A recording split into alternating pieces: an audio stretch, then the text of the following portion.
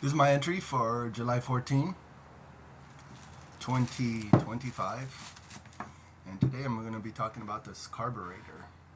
This is for my 1950 Ford F1 truck. It has a flathead V8. I'm excited to make it run, but you need to have a carburetor. Yes. A carburetor will mix the fuel and the oxygen together and send it into the cylinders so it could run efficiently and have just the right gasoline to make an explosion. The right fuel for it to mix with the oxygen and with the electricity. Because think about it this way. Remember, anything in life, you have to have the four elements. Anything. The four elements. You need to have water, you have to have air, you have to have heat, and you have to have earth. So think of it this way. This is earth. The metal is from the earth, right? You have the oxygen gets sucked into the top of the carburetor. They call it the blade. The blade is the thing that moves here, right here. That's the blade. And it goes in there, it mixes up with the fuel, and then sends it down here for all the cylinders to suck in the right amount of air to make the explosion, to make the car move. So for me to even test the engine to see it run, hear it run, whatever, to see if maybe just running it will maybe restore some of the compression, because since it hasn't been running for God knows how long, I'm gonna put this carburetor on it. I'm gonna have to get some studs because the top of the intake manifold has the studs, so I need to remove these studs out of here, and I'm gonna rebuild it. I got a rebuild kit. When I bought the truck, I got a rebuild kit. Instructions.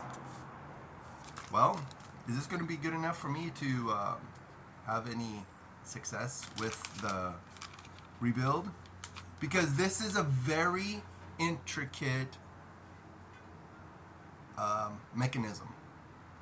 Like, if you watch any of my other any of my other vlogging on this channel, you'll hear me talk about theology. But the maker of this carburetor, the engineer, the designer of this carburetor, intended for it to operate according to the instructions. I could take it all apart, but I have to put it back together properly that it will do its job, right? You know, just like any engine. If you think about any engine on any car, it is designed to operate one way. You can't modify it.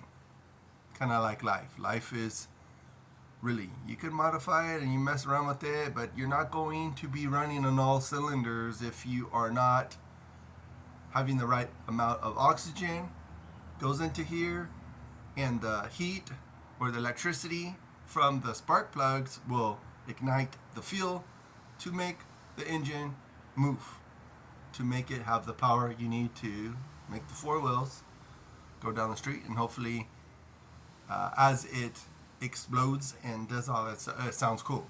It's a good sound. I mean, there's probably other engines that, you know, it's all up to the beholder, but again, the V8 flathead is engineered to run one certain way, you know. So I'm hoping that maybe if I get any interaction from this video, I will do a live stream of me taking this apart, because it's probably going to take a couple hours to even just take it apart, and then to lay out all the nuts and bolts. Because if you see this instruction, the instruction manual for this, or instruction sheet, Actually, there's two papers. There's the disclaimer that I probably should read that. And then it has all the schematics for it to properly function. And I have the pieces in here. I have this measuring thing because the floater, I have watched other videos, and there's a floater inside here. The floater will allow just enough fuel to go into the carburetor for it to properly have the fuel to send to the engine. And yeah, it's important. I mean, I'm not the authority of carburetors. I have to watch a lot of other videos. Some people will break it down, some people won't, but just so you could see that this is a 8BA 94. There's a 94 right here because it's the year I graduated from high school. No, just kidding. It's just the number of the carburetor, it's a 94. It works with the 8BA engine, and yeah, I do have another carburetor here. I don't know why it came with the truck. I have no idea what this is. This may work, but I don't have the rebuild kit for this one. And if you're watching this video and if you want this carburetor, yeah, get in touch with me. Maybe you could come pick it up.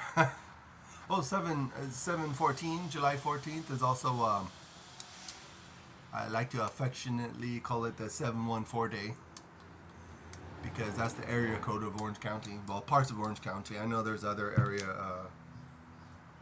codes in that Orange County, but anyways, getting back to this carburetor. Yeah, I am going to take this apart on a live stream, and if you're remotely interested, just like, subscribe, and all that business. You can watch my other videos. I'm gradually trying to get this truck running. My goal is to get this truck running by the Galpin Ford car show. I'm not going to have it pretty by then, but I want it to be operating. I want it to be able to go and to stop. Because, yeah, with a vehicle, you need to be able to press the gas to go, and you need to have the clutch to make the transmission, change the gears, all that business, and then you're going to have brakes. So, and then you have to have glass so you can see out into the road. I mean, there's a lot to do with, I guess, rebuilding a car. I'm not restoring it, because restoring technically is having it returned to the original.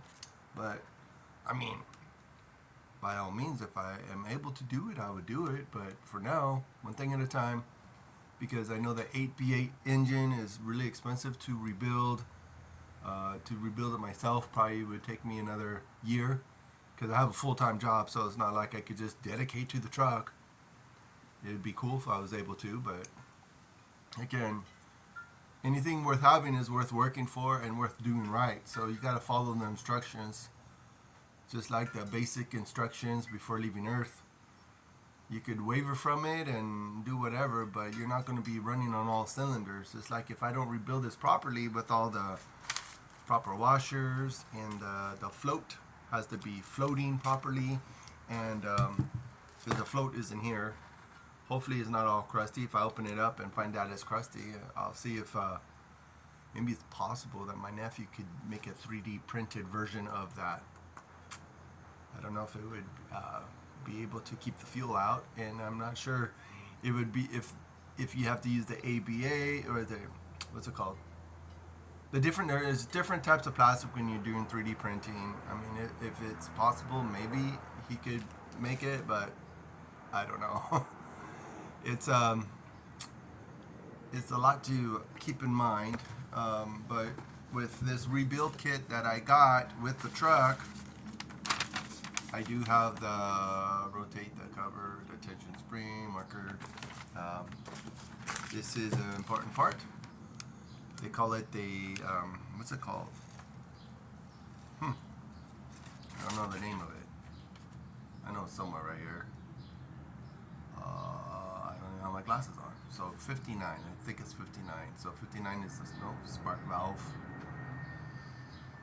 No, but I apologize. I don't 100% know what's going. Wait, 26 dash point assembly. Well, there's going to be a lot involved in rebuilding this carburetor, but I just wanted to give you like my log, my entry for July 14, 2025.